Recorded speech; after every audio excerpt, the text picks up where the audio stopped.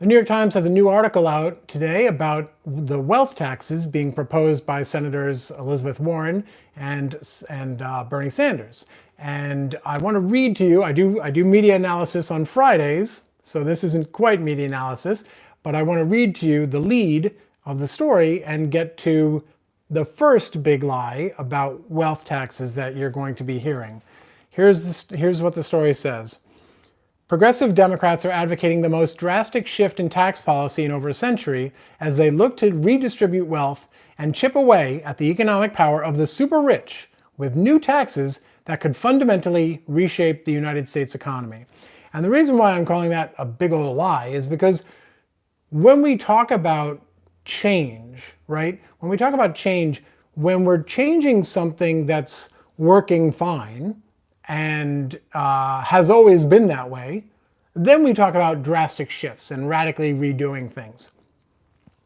When you have a big problem, for instance, two jetliners crash into two skyscrapers, and you have a massive steaming pile, a burning pile of debris and bodies for weeks on end, and you talk about cleaning that up, and properly taking care of the remains of the dead and getting hazardous materials out of there, you don't refer to that as drastically remaking Lower Manhattan, right? If you have a car accident and you have to have reconstructive surgery on your face, your doctor says, hey, listen, just a warning, we're going to drastically remake your face, right? When the auto industry was on the verge of collapse, and the Bush administration first floated the auto bailout, we didn't talk about that as drastically remaking the auto industry, right? Rescues, reforming, returning, restoring, these are not usually talked about in terms of drastic change because they are taking it back to how it was when it was working, when it was the way it was supposed to be, when it was the way it was used to be. And the big lie about this is it refers to these wealth taxes as the most drastic shift in tax policy in over a century.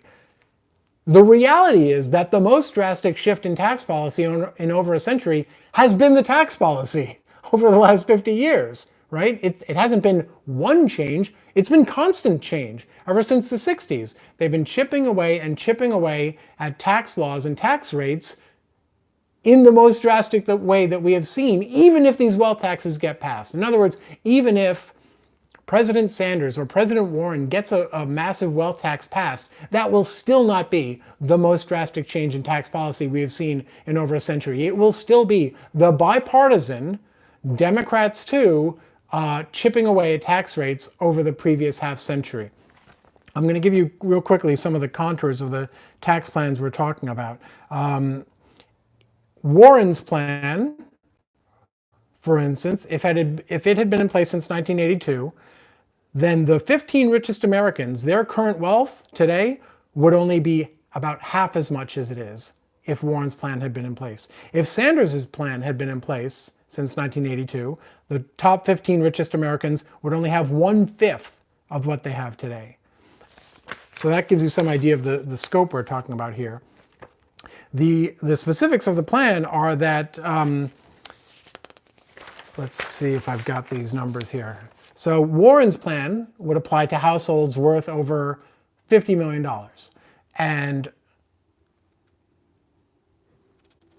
And her tax plan, would be 2% tax on net worth, not income, your worth over $50 million, and 3% tax on worth above $1 billion.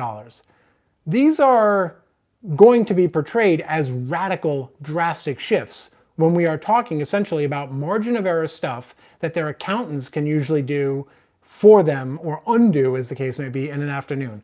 Sanders' plan would apply to more people. His tax would start out at 1% on net worth over $32 million. So his kicks in at $32 million, where Warren's kicks in at $50 million. Sanders' plan tops out at 8%. Warren's highest is 3%, Sanders' highest is 8%, and that would be on net worth over $10 billion. when you hear politicians talk about the good old days of American entrepreneurship and all that, the top marginal tax rate was over 90%, meaning once you hit that top rate, and I don't know off the top of my head what it used to be, but it wasn't much more, and maybe it was even less than like $1 million. Essentially, at a certain point, you just stopped getting any of it. And here's the other point I want to make about the lie you're going to hear about this from both left and right, okay? So let's see if I can find the quotes here. Steven Mnuchin, the millionaire Treasury Secretary of Donald Trump, President Trump, says under a wealth tax like these, you're going to completely disincentivize capital investment. In other words, if they lose that 1 or 2% of their net wealth, they're not going to want to invest in anything. Okay, but here's the point. We expect that from Mnuchin. We expect that from Trump. Here's where it gets fun. The Times says left-leaning economists have expressed their own doubts. So who's the left-leaning economist we hear from here? It's Lawrence Summers, former Clinton Treasury Secretary Larry Summers, who helped get us here, by the way, shepherding and spearheading some of the drastic tax policies that got us here. I should be more clear, more involved in terms of Wall Street deregulation. Summers' objection is that these new wealth taxes, this is the Times' phrasing, not Summers, would sap innovation by putting new burdens on entrepreneurial businesses while they are starting up. In other words, new businesses being run by entrepreneurs who already have $50 million. That's who we're worried about. And so the idea here is that investment will be stifled because these people can't extract more takings out of these investments. I want to make 2 points about that. One of the appeals of a high marginal tax rate is that at a certain point you can only get so much out of innovation, and then it becomes extraction. And so, for instance, we just have news about Amazon looking at opening up new physical brick and mortar stores, literally, no kidding, sometimes in places like where there used to be a Toys R Us. So they're not adding anything to the economy. They just managed to exploit the dynamics that we had to get rid of Toys R Us, and now they're literally going to be doing the same thing, only probably charging us more because they've got less competition. So much of what we're sold as innovation is actually extraction. So when we talk about investment in it, we're actually talking about creating and incentivizing new ways to extract capital from people, from existing working healthy dynamics, whether it's Uber and taxi cabs or Amazon and book sales, whatever you want to name, right? There's a disruptor out there who's basically trying to extract money, capital, from an existing system. Here's the other lie about investment. In fact, I'm going to tee it up with a great quote from Jamie Dimon. Thank you, sir. Jamie Dimon, the CEO of JP Morgan Chase, says he's concerned that the federal government would squander all this money.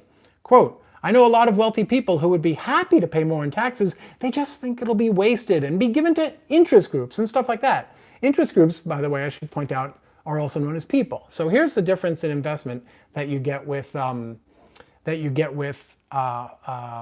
capital, private capital versus the government. Business investments are going to be about the kinds of things I just talked about, extracting, ways of extracting money out of the economy. If the government is investing these things, which it used to do, then the dividends are things like cures for polio or the internet or all the technology that came out of moonshots. It's research in health and other sciences. It's investments in our infrastructure. It's things that benefit everyone. And the reality, the only real difference here is that in the case of the private sector, VCs and all that, them investing this money, is that they get those returns. The difference when the government invests that money is that the dividends are collected by our children and our grandchildren. So with that, I'm going to turn over here and see what you folks have been saying in the chat. I also need to check whether or not I'm plugged in here because my phone just gave me a a low battery warning. So if I disappear on you suddenly, I apologize. All right, let's see what you guys have to say. Adrian PN says, keep up the great work. Thank you, Adrian. I appreciate that.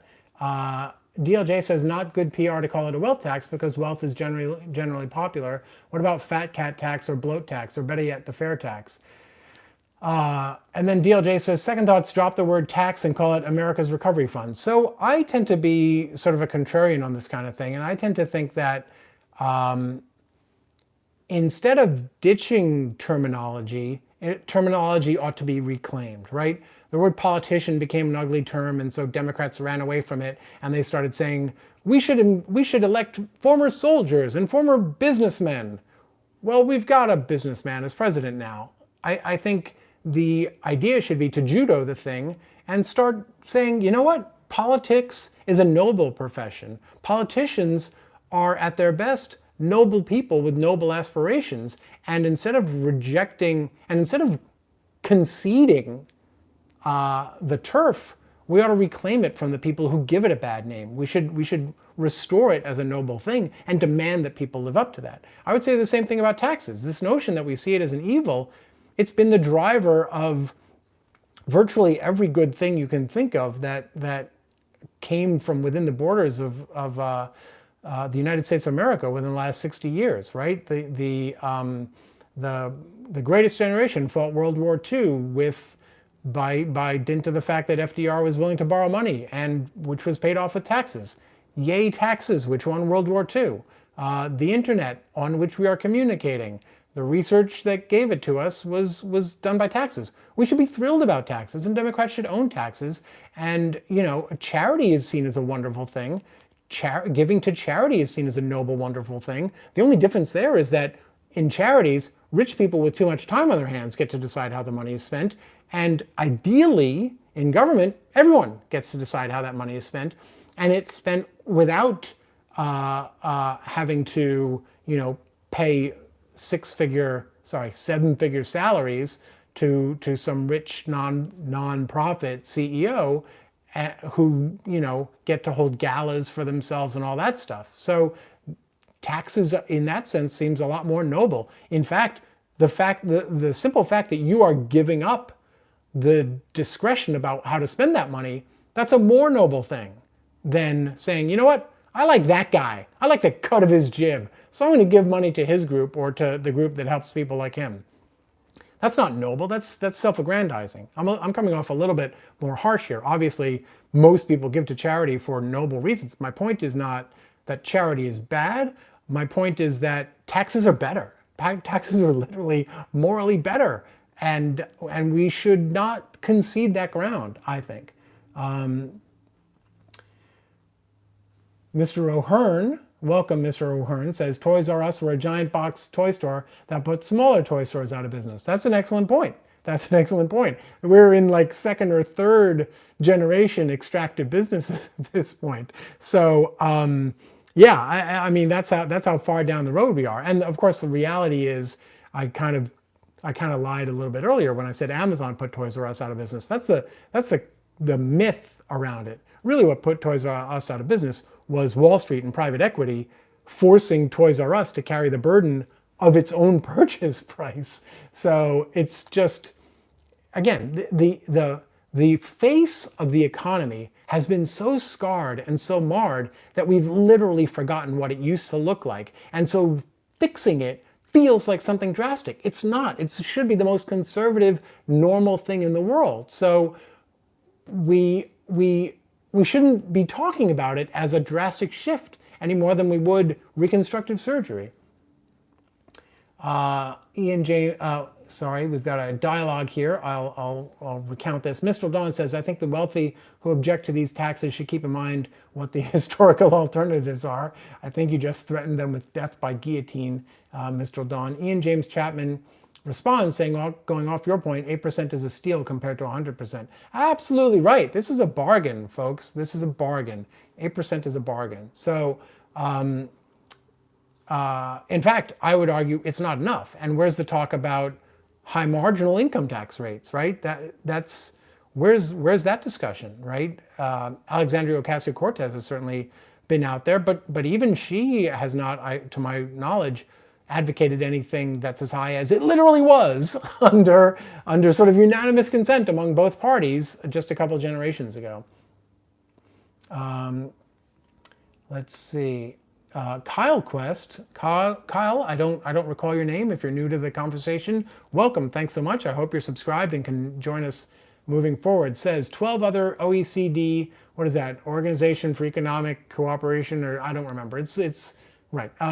Tell us what OECD is in the chat box. Kyle says 12 other OECD countries tried a wealth tax and 9 have ended them. There are more advanced ways to progressively tax. I'm certainly no expert on taxation or tax policy, but my guess is that you're absolutely right, and there probably are better ways. But I'm not sure that. I'd be curious to see whether the taxes you're talking about are really sort of equatable to the ones we're talking about, whether those countries had the vastly distorted economic disparity that we have, had the same number of billionaires running around that we have. So I'd be curious to see that. James Harris says, watching urban exploration videos, America's abandoned mega malls that are still operating with 90% vacancy. Yeah, and it's interesting to, this is a little bit of a tangent, but it's fun. So, hey, let's take it.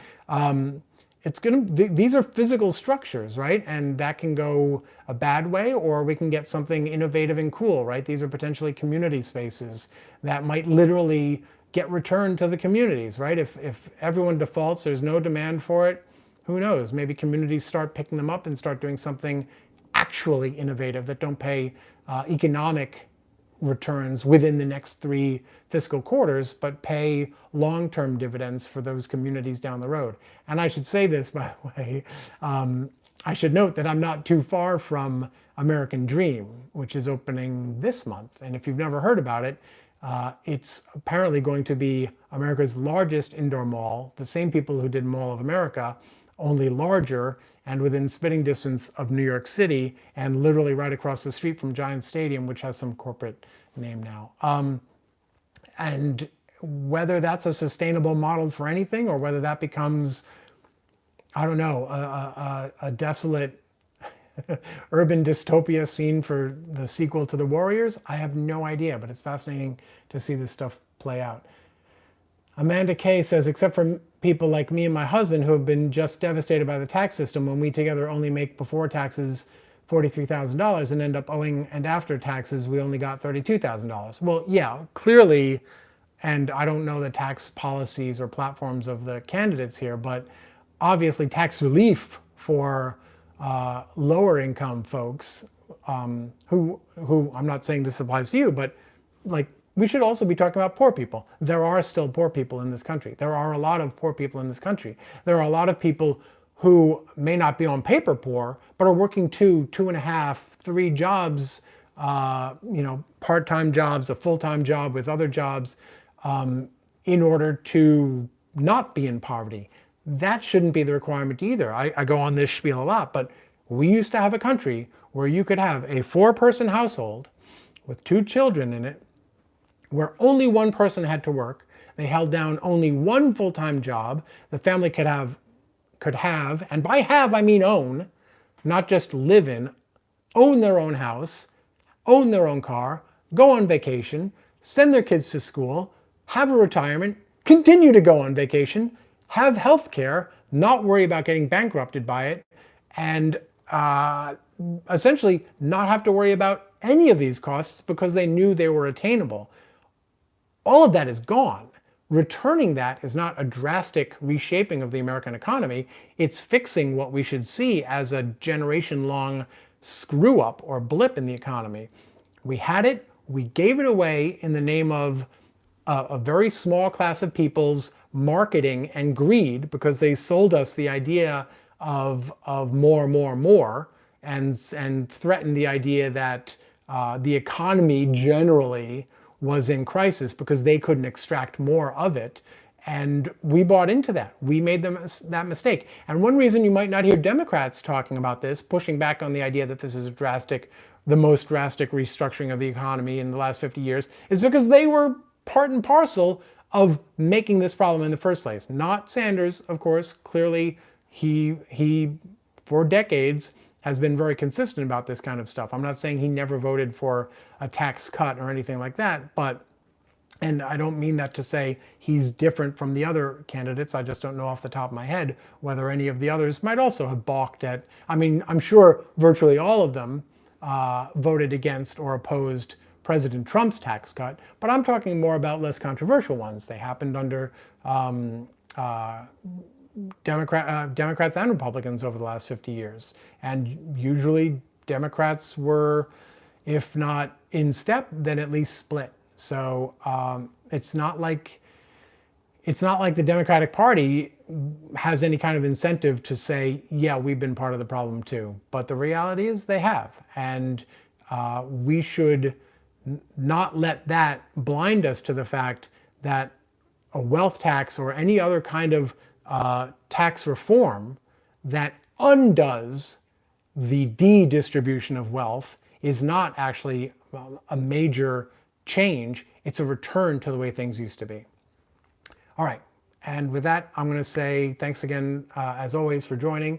It looks like you guys are still going on a little bit, but and so I'm going to try to figure out how to keep the chat box alive so that it sustains after I log off. It's been 50-50 lately. But anyway, thanks again for the conversation. I'm really happy to see new faces show up. We'll be back again tomorrow morning, 11:30 Eastern Time. And if you subscribe to our channel, TYT Investigates, you will get a notification. If not exactly when we start, then thanks to YouTube, maybe an hour later. But at a minimum, you'll be in the system and you can catch our commentary and our original reporting going forward. So, and also I would say, if you haven't already, I hope you'll go over to Facebook and like and follow us there, TYT Investigates. And in the meantime, take care of each other, take care of yourselves, talk to you soon, see you tomorrow, bye.